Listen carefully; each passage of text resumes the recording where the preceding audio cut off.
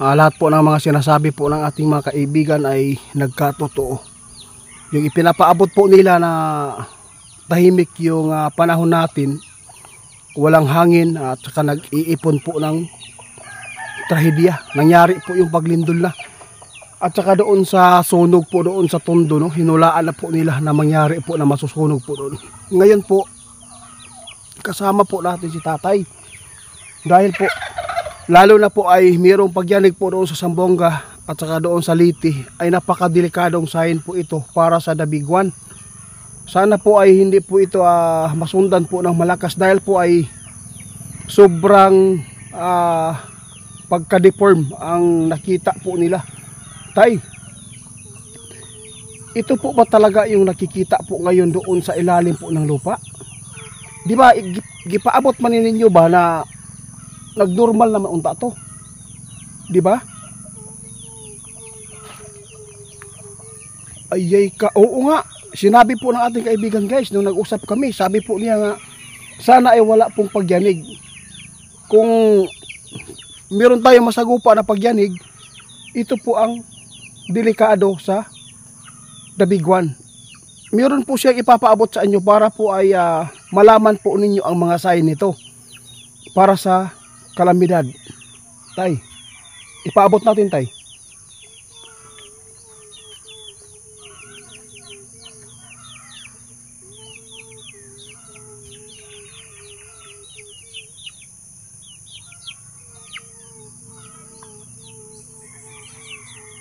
Naku po, ito na ang mga sign na sinasabi po niya guys ha. Sinabi po nila, kapag mayroon po nag-umpisa na mga kalamidad tulad po ng sunog doon sa Luzon, ay mayroon pa yan mangyayari na kasunod po dyan. At saka yung lindol po ngayon na nag-uumpisa naman po pagyanig sa mga lugar na binabalita ngayon, ito po yung tandaan po natin, sabi ng ating kaibigan, kapag ay umaabot po ng 6 or 5.9, ito ay malakas-lakas na. Dapat po talaga ay mag-ingat kayo, lalo na yung mga malapit sa dagat. Maugid ni ang lagi po na ipinapaabot po ni Tatay ngayon dahil po ay sa sobrang pagka-deform sa ilalim po ng fault line, kung saan sobrang pag-angat yung isang kabila na piece niya guys. Dapat po talaga maghanda tayo kapag ito ay gumalaw naman ulit, bumagsak yung isa, ito yung magaganap na sinasabi nilang tsunami, kasi po yung nasa dagat po talaga alerto po tayo. Dapat ang dagat po ang ating bantayan dahil po kapag ang dagat ay gumagalaw nito, lalo na magkakaroon po ng pagsabog ng mga bulkan, ito po pakatandaan po natin ngayon dahil po natakot si kaibigan sa pagka-deform po ng biyak po sa ilalim ng lupa, yung fault line na sinasabi. Gaano po makahaba tayo yung kung i-compare po ninyo yung ipinapaabot po ng ating kaibigan nung nakita po nila yung pag-angat. Mas delikado po daw ngayon guys dahil po sa sobrang taas yung pag-angat. Grabe yung nakikita nila ngayon, no? Hanggang ngayon kaya nagpapatuloy pa rin sila, natitingnan pa nila ang panahon natin para po ay, alam ko marami pong naghanda ngayon dahil po sa mga tao nakapanood sa ating guys, no? Sobrang pagtitiwala po nila kasi po yung hinulaan po nila na masunog yung Tondo sunog na. Tapos meron pa, ano pa tayo? Naku po, sana po ay hindi yan tatama dito guys. Nakita ng ating kaibigan na mayroon pang malakas na lindol po na kasunod nito ha. Dapat po talaga na yung nasa malapit sa karagatan po talaga, dapat po talaga mag-impaki ka agad kapag mayroon ng pagyanig po doon sa area ninyo. Yung Liti malapit na yata doon sa dagat ito eh. Di ba?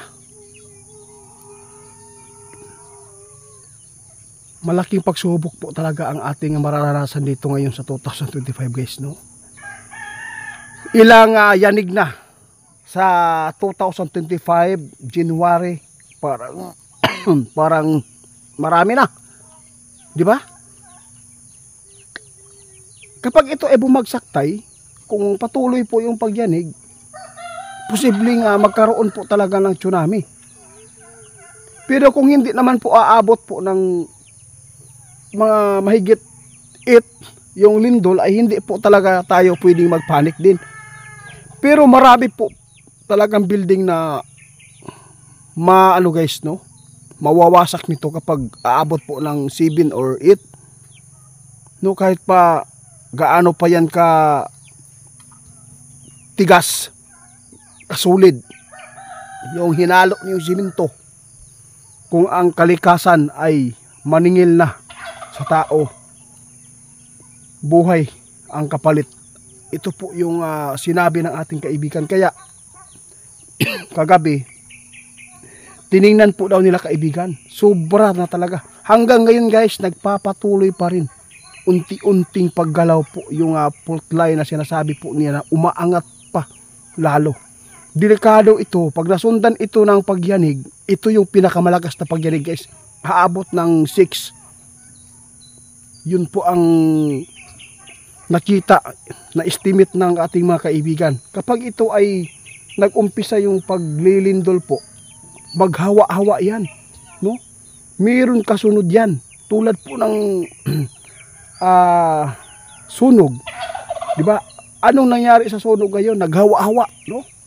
May mga sunog naman, grabe. Ngayon ang nakikita ni kaibigan ngayon po, delikado ang mga sign na nakita nila. Lalo na unti-unting niyayanig po ang ating bansa. Sana naman po, kung malapit kayo sa mga tuktok, nasa bahay nyo, nakatira kayo doon sa baba, lalo na pag may mga malalaking bato sa taas, dapat po talaga lumikas kayo, ha.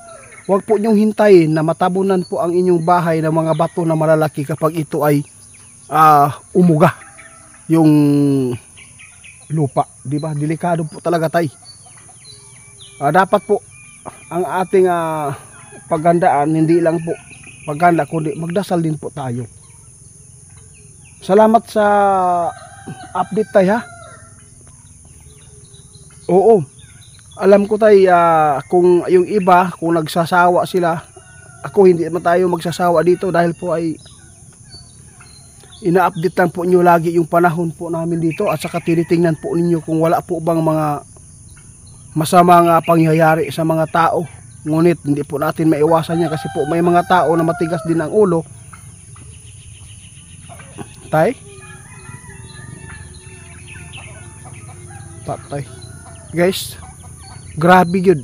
Sabi ng ating kaibigan ngayon, sobra po ang kanilang pag-alala doon sa kaharian nila.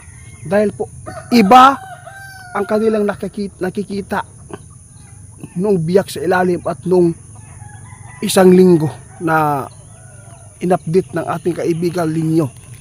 Iba na po talaga ngayon po, kay sobrang pagka-deform po ang, grabe naman to. Sana po ay hindi po ito masundan parang hindi mangyari yung sinasabi po nilang 7 point. Maraming salamat, tay, ha. Salamat po, tay. Guys, nasa inyo lang po, ha. Yung sa amin, hindi naman po ito pananakot. Ni-remind ko na lang sa inyo lagi, ang panahon natin ay sobrang delikado na, lalo na sa dool yun sa dagat. Ang pinaka-safety talaga na tirahan, guys, yung nasa bundok, yung patag, katulad dito sa amin, guys. Kahit gaano pa yan kalakas po yung lindol, wala pong casualty na ganyan po nangyayari sa ibang mga bansa, no? Kasi po yung bahay namin dito hindi naman po talaga simentado, nasa lupa lang namin na gibangagan lang, pusti lang ang kuan gamit, dili naman totally na simentado gyud ni, kahoy lang ba.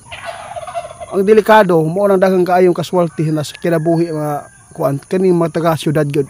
Syudad ba gyud perminti ang dagan gyud kaayo ng mga damage. Kaya salamat kaayo sa kuan taya pagpapaabot sa amo.